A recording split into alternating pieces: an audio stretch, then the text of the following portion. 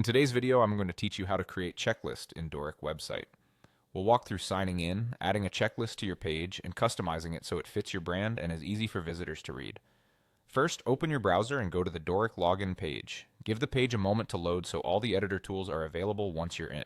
On the login screen, choose the option that says Sign in as, then select the Google option if that's how your account is set up. When the Google chooser appears, click your account to continue. If you're already signed into your browser, this will be quick. If not, just confirm your account and proceed. Use whichever login method you normally use and avoid typing any sensitive information where it doesn't belong. Once you're signed in, you'll land on your Dorik dashboard. Find the site you want to work on and click Edit Site. This opens the visual editor where you can add sections, elements, and adjust content. Give the editor a second to initialize so the sidebar and canvas fully load.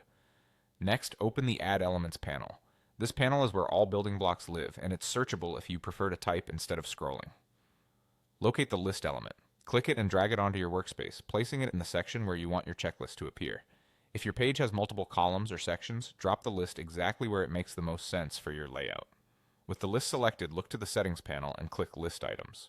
Here you can edit each item's text directly, add new items, remove ones you don't need, and reorder them to match your priorities. Keep your checklist items concise and action-oriented. Short phrases are easier to scan, especially on mobile.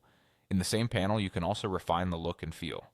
Adjust fonts to match your site's typography, tweak text size for readability, and choose a list style that fits your brand. If you prefer a checklist appearance, switch the bullet or icon to a check mark.